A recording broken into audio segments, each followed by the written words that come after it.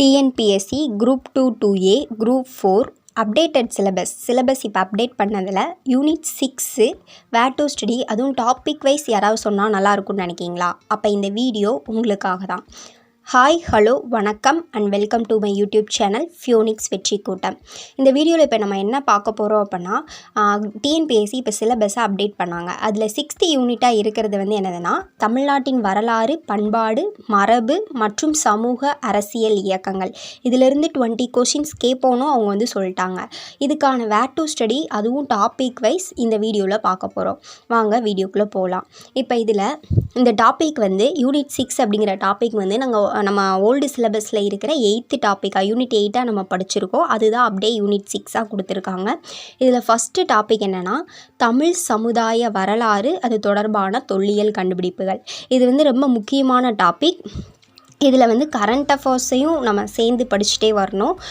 Plus இது எங்கே cover ஆகும்னா, 6th சோசியல் டேம் 1ல் லெசன் 2லையும் 4லையும் கவர் ஆகும்.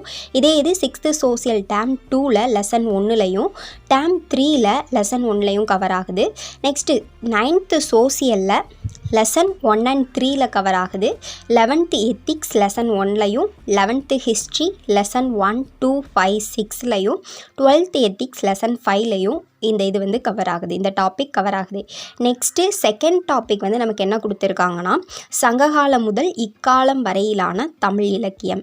இது எங்கே இருக்குன்னா, நம்மளோட 11th அட்வான்ஸ்டு தமிழில் லெசன் 1லையும் 12th அட்வான்ஸ்டு தமிழில் லெசன் 1 and 2லையும் 12th எத்திக்ஸில் லெசன் 1 to 6லையும், அதாவது 1, 2, 3, 4, 5, 6 1லேருந்து 6 வரைக்கும் அதுலேயும் கவர் ஆகுது. அப்போ 1லேருந்து 6 வரைக்கும் எத்திக்ஸ் புக் படிக்கணுமா அப்படின்னு சொல்லி கேட்டால் கிடையாது.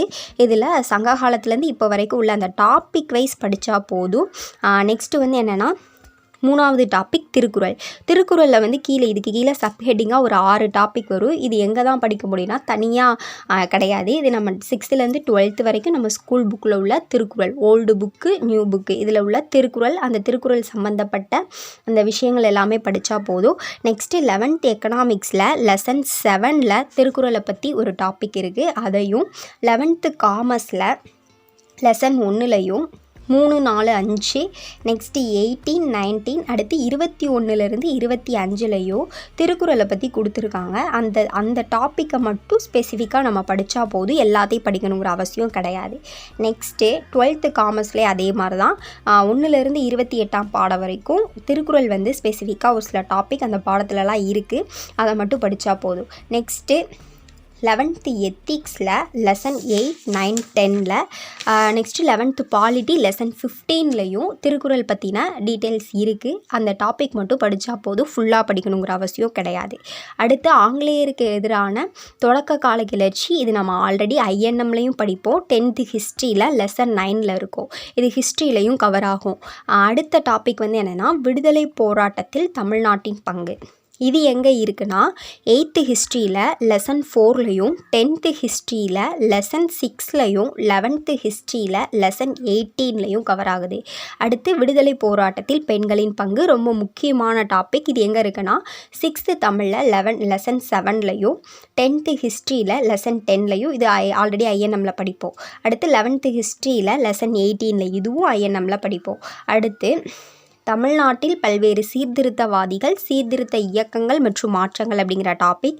இது எங்கே கவர் ஆகுதுன்னா, 10th ஹிஸ்ட்ரி லெசன் 5 and 10லையும் 11th ஹிஸ்ட்ரி லெசன் 19லையும் கவர் ஆகுது.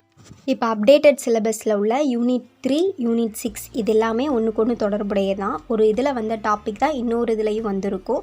அதனால நிறைய பாடம்லாம் இல்லை, மொத்தமாக நம்ம சேர்த்து பார்த்தோம் அப்படின்னா கம்மியாக தான் இருக்கும்.